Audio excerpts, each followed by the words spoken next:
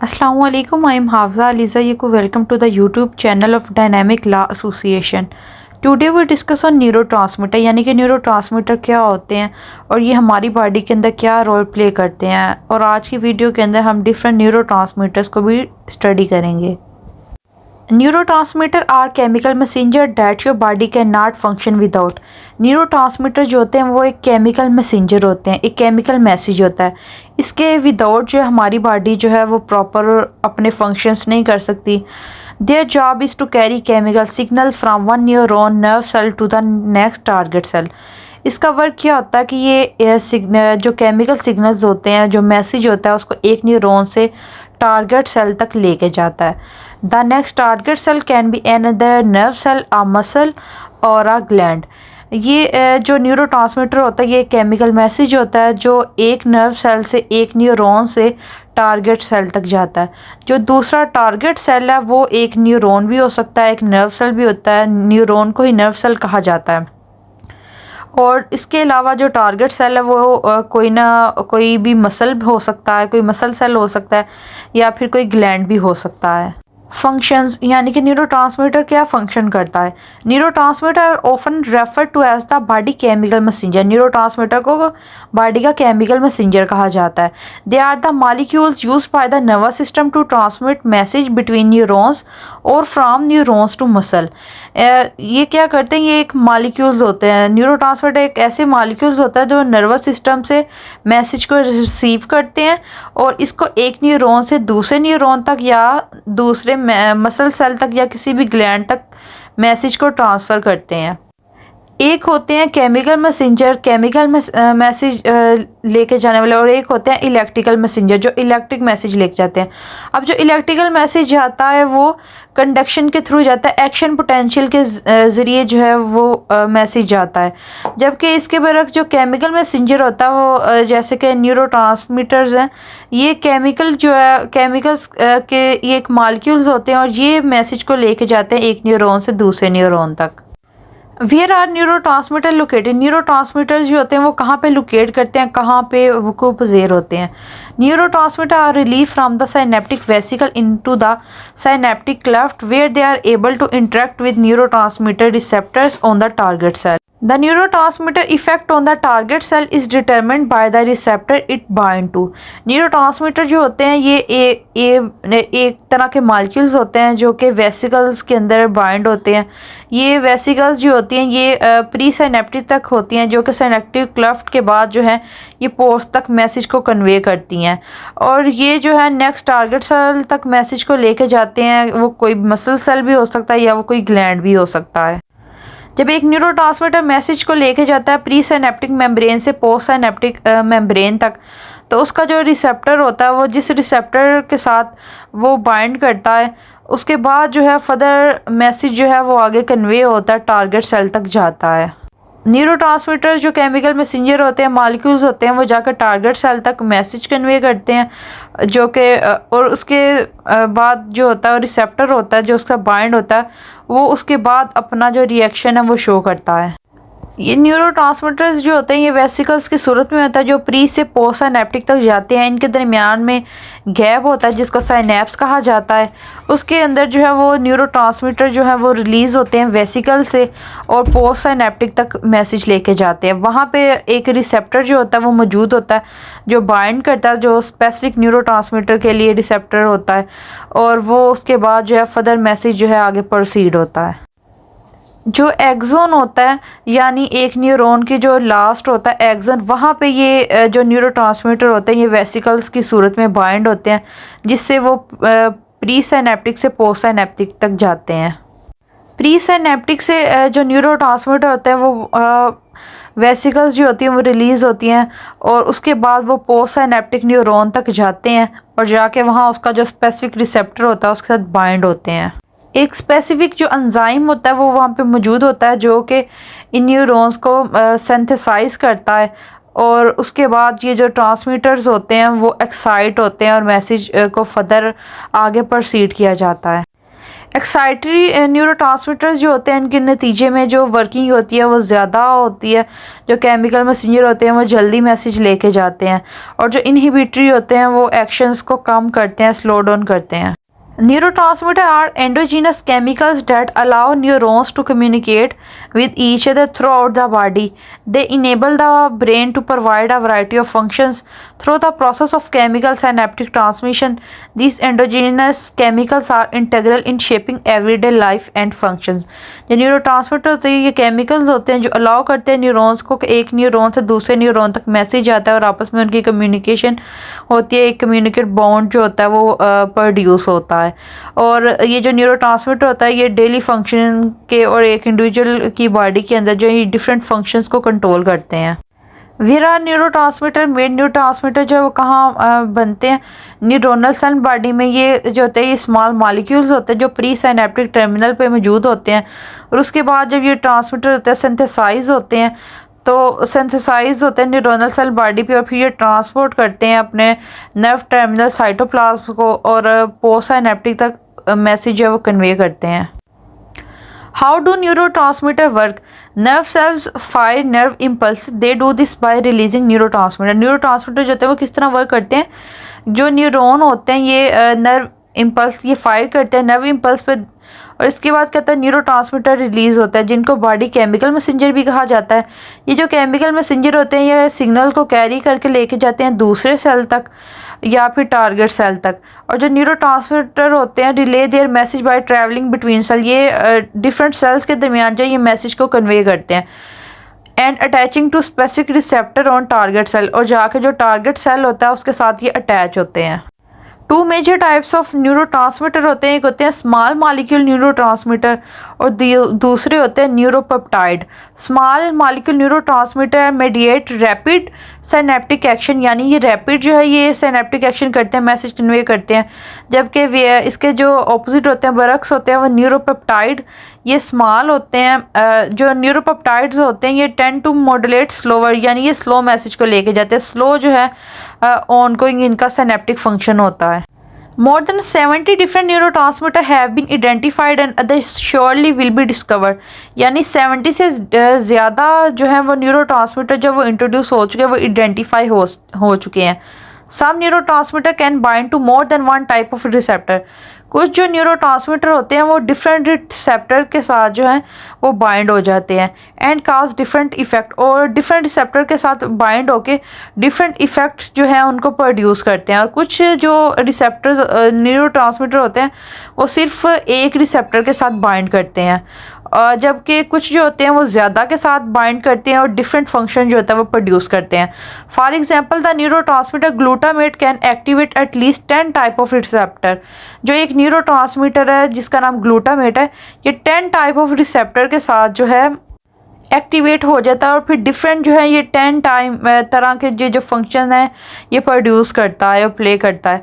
Certain neurotransmitter are excited at some site, कुछ जो होते हैं न्यूरोट्रांसमीटर वो सिर्फ कुछ साइड पे एक्साइट होते हैं, और कुछ जो उसकी साइट्स होती है वो वहाँ पे इनहिबिट करते हैं, लेकिन कुछ होते हैं वो सिर्फ एक्साइट करते हैं, कुछ होते हैं वो सिर्फ इनहिबिट करते हैं, और कुछ जो न्यूरोट्रांसमीटर होते हैं वो बोथ होते हैं, वो दोनों वर्क करते हैं।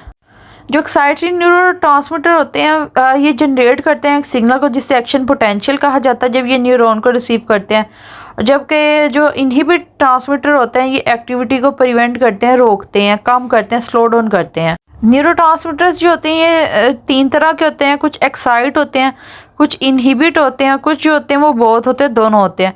एक्साइटरी के अंदर आते हैं ग्लूटामेट आते हैं, अस्पर्टेट नाइट्रिक ऑक्साइड आ जाते हैं, जबकि इनहिबिटरी न्यूरोट्रांसमीटर में आते हैं ग्लाइसिन गाबा आ जाता है, सीरोटोनिन आ जाता है।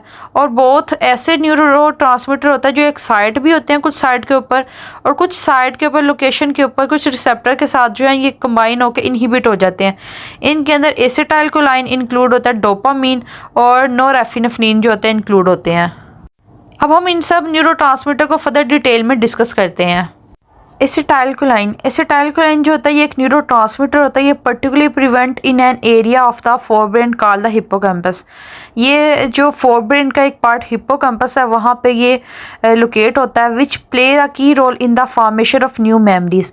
ये न्यू मेमोरीज को बनाने में अहम रोल प्ले करता है। This neurotransmitter play a prominent role in Alzheimer disease और डिवास्टेटिंग डिसऑर्डर। अगर ये जो है ये न्यू मेमोरीज को बनाता है, और अगर इसके ये जो न्यूरोट्रांसमीटर होता है एसिटाइलकोलाइन, अगर इसकी ये लो हो जाए तो इसकी वजह से क्या होता है, मेमोरी के अंदर इम्पेयरमेंट आती है। कोग्निटिव फंक्शनिंग जो होती है वो इम्पेयर होती हैं, वो लोग कम हो जाती हैं, लो हो जाती हैं, जिसके नतीजे में क्या होता है, अल्जाइमर डिजीज़ का सामना एक इंडिविजुअल को करना पड़ता है, और कोग्निटिव फंक्शनिंग डिक्लाइन होती है और मेमोरी लॉस हो जाती है। एसिटाइलकोलाइन जो है ये एक ऐसा न्यूरोट्रांसमीटर जो अहम रोल प्ले करता है मेमोरी को बनाने में, मेमोरी फार्मेशन में। तो अगर ये कम रिलीज़ होता है, इसकी जो कम क्वांटिटी होती है, तो इसके नतीजे में क्या होता है, मेमोरी नहीं बनती, न्यू फार्मेशन ऑफ मेमोरी नहीं होती, और जो पहली मेमोरी होती है वो डिक्लाइन होती है, कोग्निटिव फंक्शनिंग डिक्लाइन होती है, और अल्जाइमर डिजीज़ हो जाती है और मेमोरी लॉस होती है।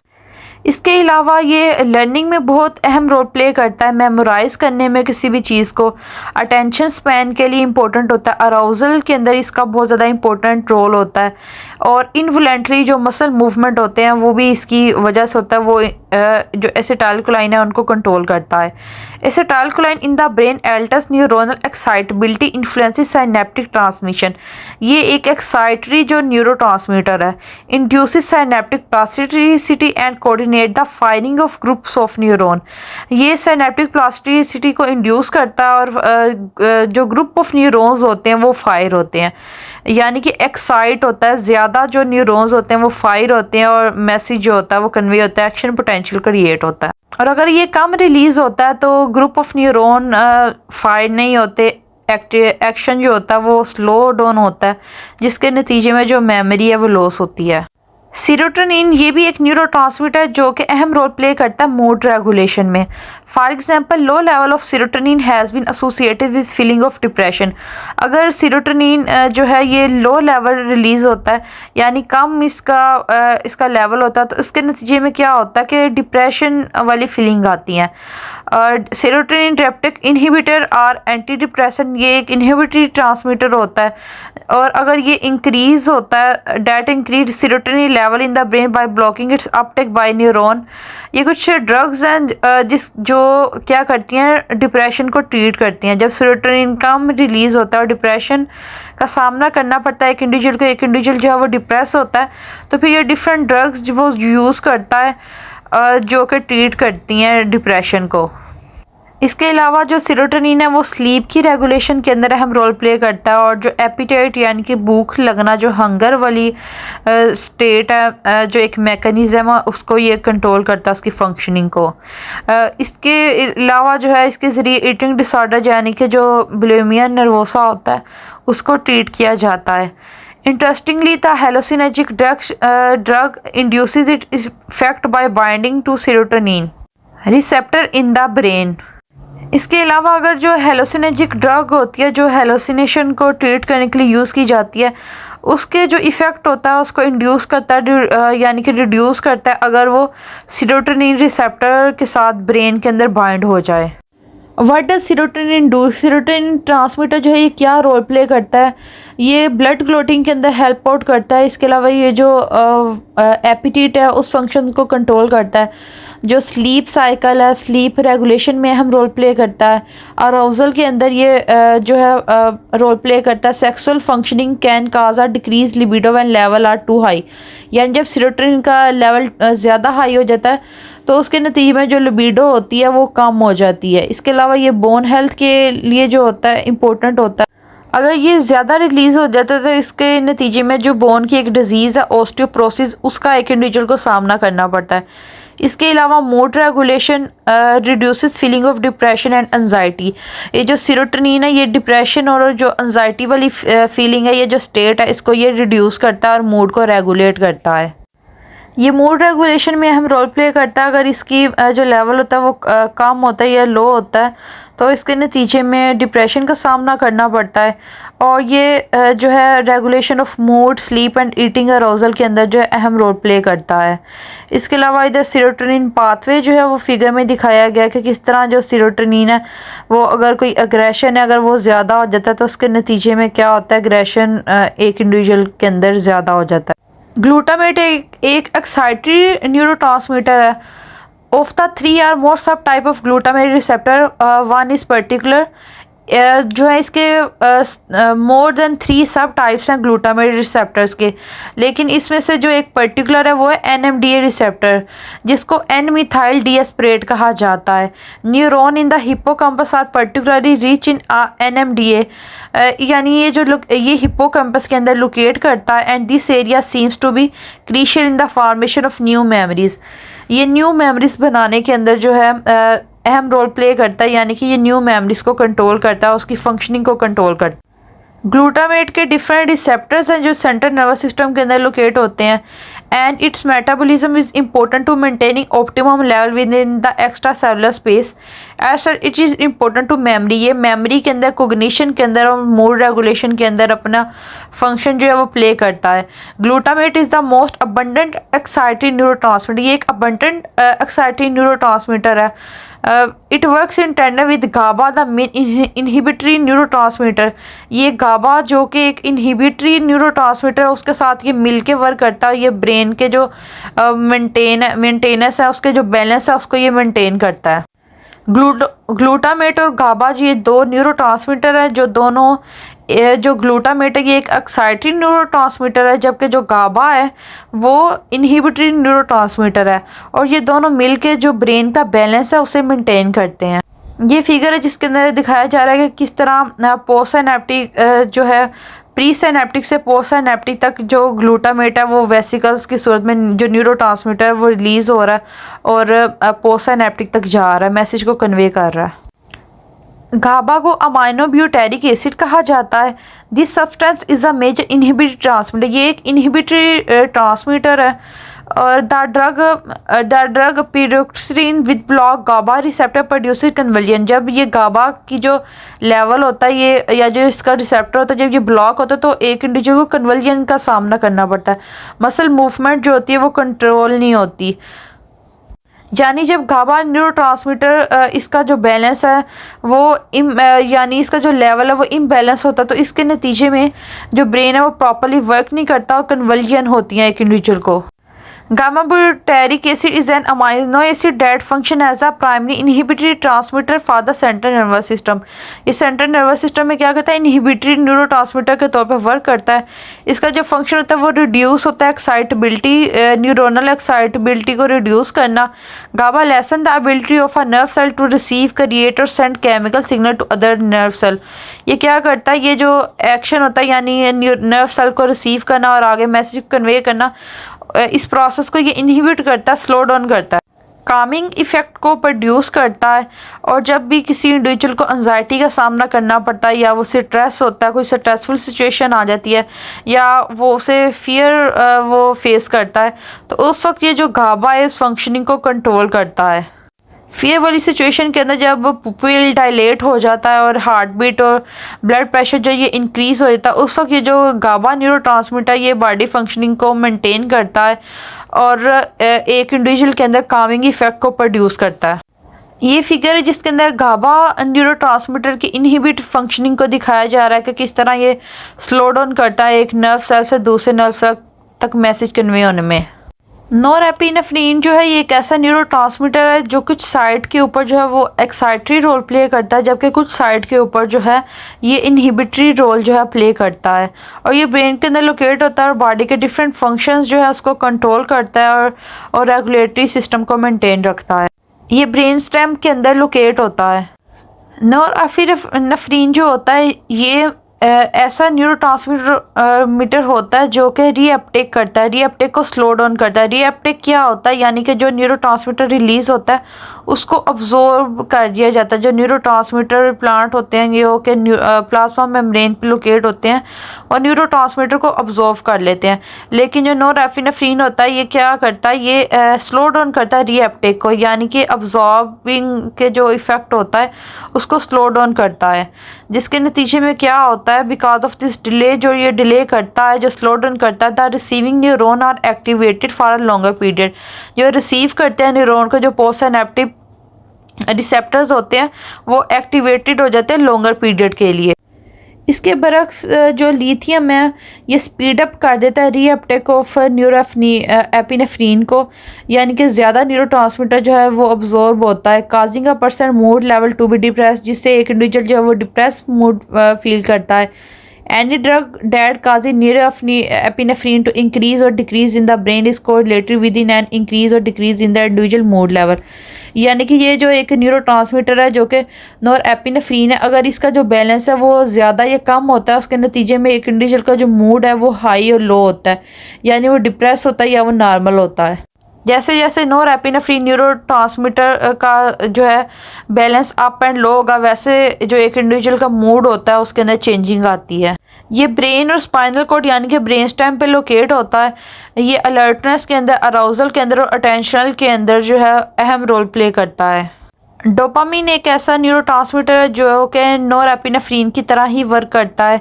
Release of dopamine in certain area of the brain produce intense feeling of player and current research investigated the role of dopamine in the development of addiction.